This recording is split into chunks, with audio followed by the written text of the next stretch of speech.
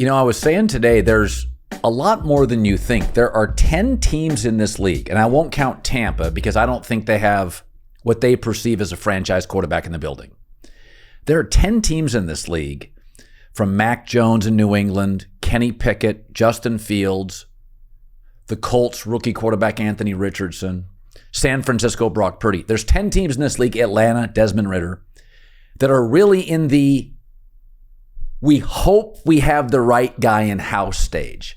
And so tonight, C.J. Stroud is the first look we get at him. Now, his numbers were very good in college, but you can go up and down the list the last 17 years, going back to Troy Smith, all Ohio State quarterbacks put up big numbers. So what was as a former NFL scout, what was your view, your prospect profile of C.J. Stroud? I wasn't the biggest fan because a lot like Mac Jones and even Tua, who, last year was better than I thought he would be. I think he benefited a lot from playing with Tyreek Hill, who's just one of the great players of all time. But when you play with a team that has better wide receivers than you will have in the pros in college, and that offense, it's like with Mac the 1 year in 2020, it was shooting fish in a barrel. But part of it was, he's a pocket quarterback. He's throwing to wide open guys. But then in that Georgia game, he showed what I think the modern day quarterback needs to do, right? Keep plays alive with his legs, be a playmaker, very instinctive, playing against, all 11 of those guys. When you play Georgia, they're all you're playing an NFL team, especially on defense. And he was awesome. And I think that changed the perspective around the league because the big knock on him, kind of an old school pocket quarterback, easy offense. He has way better athletes than the rest of his conference for sure, right? All the teams they play in the Big Ten. But that game changed my opinion. And listen, D'Amico is just a stud. And to me, he's the real deal. And if he signed off on you, Caserio, kind of old school Belichick, they're big on character. So they really like this guy. Now, I don't have inside information. A lot of people thought the owner was force feeding it on them, which that can happen. That guy signs the checks. And he's a little kooky, but I was definitely more bullish based on that big time performance, right? Because it really was. It was one of the better performances of the season, any player. Yeah, well, Justin Herbert, game against Wisconsin, people thought he was mechanical. Then he ran against the Badgers, and Tom Telesco, the Chargers, told me he was there, and it was a wow moment. It's like, well, he's making all Big Ten defensive players in Jim Leonard's system miss completely in open space. And Telesco said, I had this high appraisal of Tua, and then I sat there and watched how big and lean and quick he was, and Badger linebackers who are all conference are missing on him in space completely, and it's like, oh, okay, we've got a franchise quarterback. So I do think a lot of times college coaches, John, if they don't have a capable backup and are playing for what they perceive to be an elite bowl game or a championship, they don't run their star quarterback until the last game of the season. No. Yeah, for sure. And that's where I think the evaluation process can be very difficult, right? Because it's not often, right, when you're an offensive tackle, and I think, hey, you might be a top 50 player, and you don't play one guy who's going to get drafted off the edge, right? If you're in, let's say, the Mountain West Conference, or it's like, yeah, I think he's got all the skills and he's got the intangibles, but I've never really seen him until the Senior Bowl, which an all-star game is not a regular season game. It's why the SEC thrives. Because you go, well, that's an NFL player. That's an NFL player. And for 3 straight weeks, they're going to battle with third-rounders, second-rounders, and it makes the evaluation. That's why sometimes small school guys, they get drafted high. Sometimes they hit, and sometimes they're just big whiffs. And honestly, it happens at Ohio State and Alabama too, but little less likely. You feel pretty good when you draft a guy from Georgia, right, or Michigan right now than when you draft some of these random schools.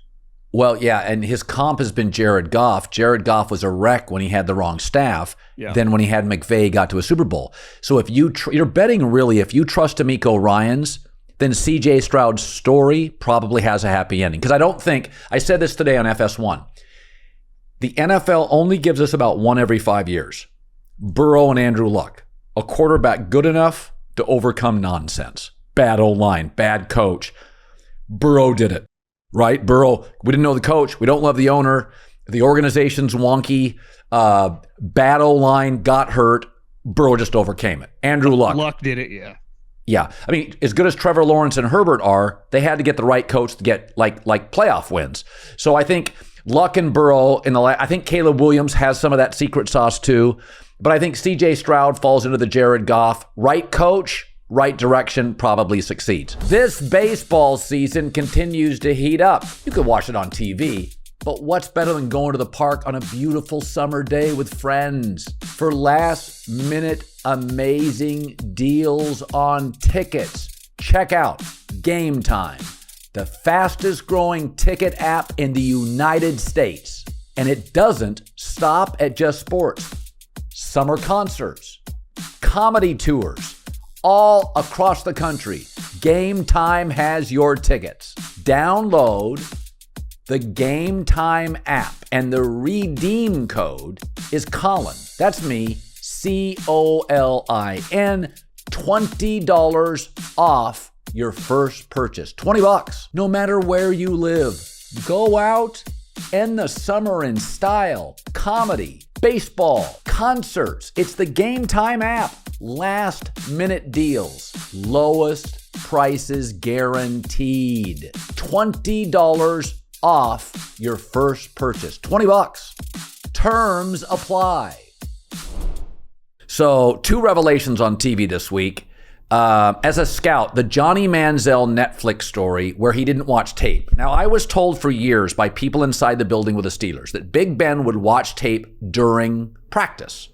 9 in the morning, 8 in the morning, till 4 or 5 in the afternoon. But he would never take it home. Yeah. Is that what Johnny Manziel was saying? Or is Johnny saying, I didn't even really give a shit in the meetings? Because if he watched it in the facility and he just didn't take it home, Big Ben wasn't known as a voracious consumer of tape at home. You don't have a choice when you're in the building because the majority of your day is in a meeting room, right? You're only on the practice field for 2 hours. So even if you're putting a 7-8 hour day, they're meetings, position meetings, group meetings. If you're just awake, you're going to see it. I think what he was saying is I did nothing beside what was mandatory of the rest of the team. And to me, my take this week was simply the majority of guys in the NFL are not Mahomes, Josh Allen, Trent Williams, Micah Parsons, are not the elite guys. The majority, just like in any business, are just all kind of in the same level, right? Now, because the NFL is such a competitive industry, if you don't do everything to maximize it, you have no shot. And I'll never forget, I think one of his first games, because a huge part of his success in college was running around, right? It was running around. He said, this was like the best throw of my career. I think it was a game against Alabama. It's not like throwing. I mean, he was obviously played quarterback, but he was known for his athleticism and making plays with his legs. Yeah. And then when he got to the NFL, I think they were playing, it was either his first or second start. I think it was a Thursday night game, and Luke Kuechly, for every step Johnny took, Luke was taking about 3 and caught him within 2 seconds. And Johnny didn't even get close to running around like he was used to playing. Even obviously the SEC has fantastic athletes. And I went, this is not going to work. And I thought he was a pretty intriguing prospect, but he didn't have a great arm. And then when you factor in zero work ethic, I mean, I watched it with my girlfriend. And she looked at me like, this guy's a loser. And that's just, that position doesn't translate to being a loser. The difference with Roethlisberger, elite physical attributes. Right? Yes. I mean, so you can get by with a little less work ethic. Shaquille O'Neal, Ben Roethlisberger, they're outliers physically. But he was, much closer to the rest of the pack. And you're either growing or you're dying. And it's every team in the league has the saying, like, you're either getting better or you're getting worse. Nobody stays the same. Because it is kind of true, right? The thing that makes Mahomes or Josh Allen or even the great players, Bosa, they're constantly getting better, even if it's just incremental, and they're already way past you. So when you kind of are average and then you just don't improve it or don't even try, that honestly is pretty embarrassing. It really was, to like take pride in not trying. Like, this is a pretty big deal. Yeah, no, I think it's kind of that Baker, Texas, Oklahoma attitude. It's kind of, I've seen this Jay Cutler, kind of the Southern attitude, there's a coolness and a casual nature of it. Like, I'm talent. Will Levis has some of this. It's kind of a cool, I'm quarterback, got a little attitude, going to show off the gun show. And they almost take pride, and I'm so talented, I don't have to grind. Brady and Eli Manning, take Brady, not cool, a grinder. Russell Wilson, some say cringy. Kirk Cousins, not cool. But I see Johnny Manziel, and it reminds me a lot of Baker where it was like he's almost more concerned about being viewed as cool than winning football games. I heard you say something today on the radio show that, and I've always thought this for years, is the disingenuous nature of the media when they get uncomfortable with the questions that are asked during the draft period. Yeah. It's like a team is not just hiring some 23-year-old out of Oklahoma to pay him $75,000. If they're drafting the guy in the top 15, they are paying him millions of dollars. Any other company that was making an acquisition, first a top 10 pick is getting 20, 25, $30 million guaranteed. You do a lot of, due diligence, right? When you make an acquisition of a business, the business is the person. So what are you going to do? You're going to look into the person. And sometimes you got to ask uncomfortable questions. And where do they usually come from? Your scouts, when they go into these schools, being alerted to this stuff. It's not like they just pull them out of thin air. Most of these GMs never enter the schools until the draft process starts around the combine, when they're given all this information to, hey, we need to look into this, this, and this. And sometimes that opens doors into other things. But the majority of the NFL, and a bunch of these guys, you've been talking to them for a long, are high-level guys. You don't have to spend that much time on their character. But there is a percentage, especially that are drafted pretty high, that have some red flags that you have to ask uncomfortable questions.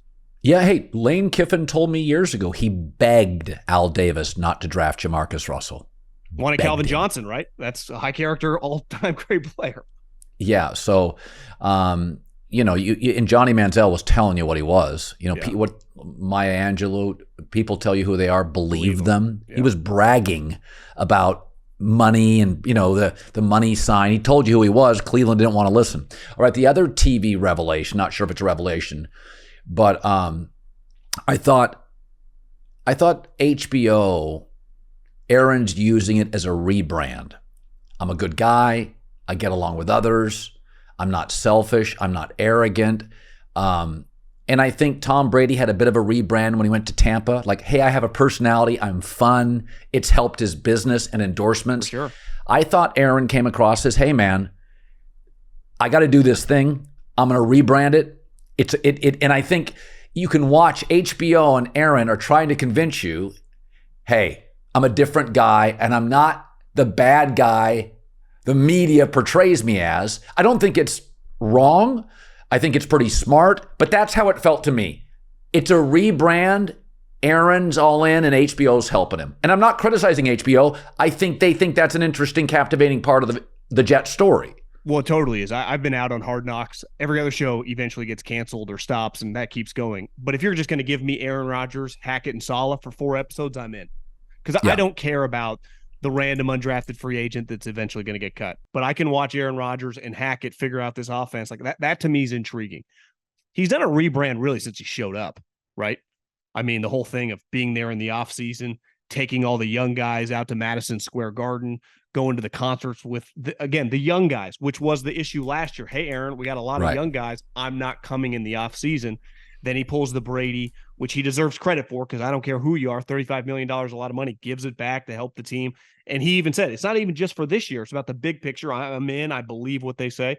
And they've clearly done a good job of this process of him believing, trusting them. You and I talked about it a couple weeks ago. I think it's easier, too, when the super rich owner tells you, like, hey, man, I'll cut this check for this guy. We'll do this guy.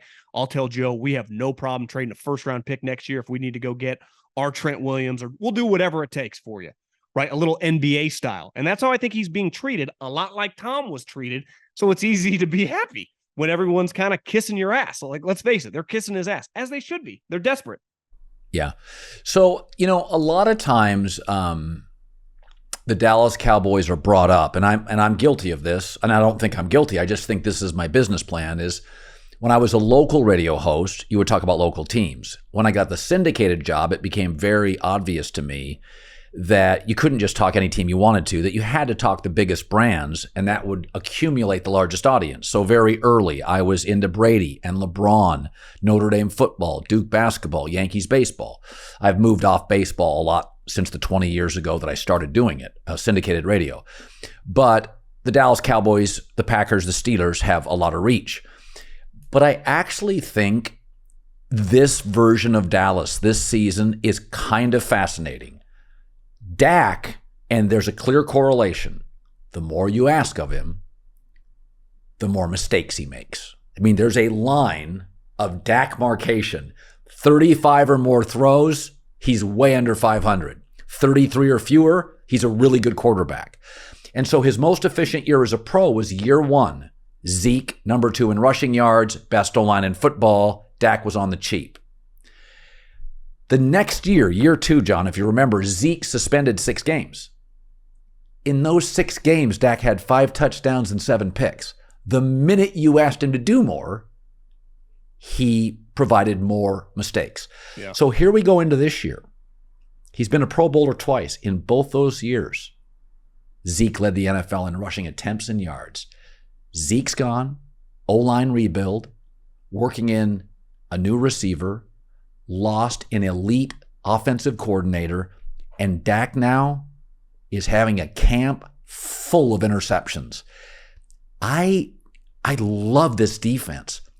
What are we going to get from Dak this year? Because there is a correlation. The more you need, the more mistakes you get. It's not arguable at this point. I think I'm not just saying this because you're here. I make a point to listen to you. Have Albert Breer on every week. I think he can articulate. He's to me one of the best hybrid of just knowing guys in the league, articulating what's going on, and being able to report just his interactions with people. And he said something to you about what McCarthy said to him about they're asking Dak to ad lib and be a little bit more of a playmaker. And when I heard that, my jaw dropped. Like, Mike, this is not Aaron Rodgers here, buddy. The reason he was a 4th round pick because his physical attribute, he's a good athlete. He does not have a great arm.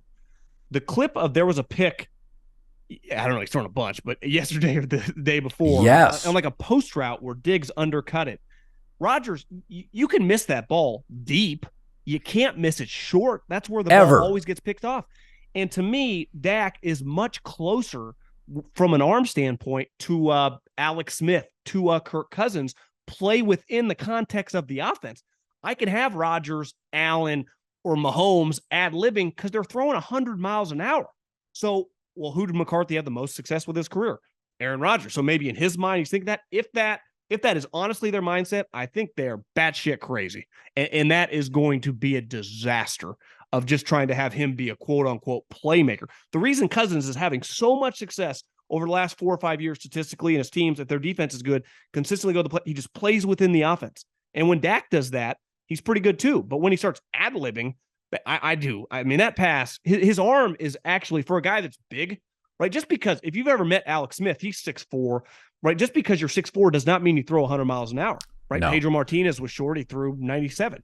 So Tim Lincecum was small. Some small guys throw harder. Baker actually has a pretty good arm for a small guy. Aaron Rodgers is 6'1.5", 218. He's got a freaking hose. Yeah. So it doesn't translate. So maybe it's because they're not as confident. Pollard's a little more of a hybrid back, not a true like pound it between the tackles, Emmitt Smith style. But last time I checked, when they were winning a bunch, Troy Aikman wasn't a big ad-libber, right? He kind of just played the position like it's supposed to be played. Is there a team? Carolina, for me, they played the Packers yesterday and gave Aaron some trouble. I have, there's always a team in this league that doubles their win total. So last year, my big one was Minnesota. Now, they didn't double their win total, but I said most improved team in the league. Awesome. So I got that one right. There's something about Carolina. I love Reich. He makes your quarterback more efficient. I think Bryce Young is one of those lower ceiling but ready to play today. I think their front seven's good. I think their O-line, due to the draft last couple of years, is now more than competent. And the division's a little vulnerable.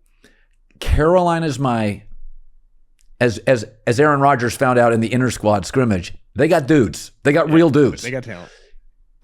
Do you have a team like that for you that people look at it and say 5 or 6 and you're like, I watched Carolina a couple games last year without Reich.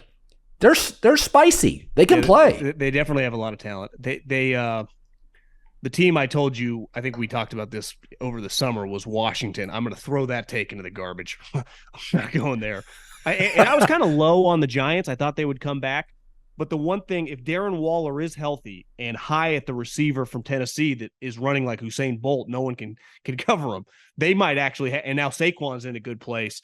maybe they get back to 10-11. To me, the team, talking with some people in Jacksonville, I don't know how great the defense is going to be, but the division stinks. Could they be a top 2 or 3 offense in the league?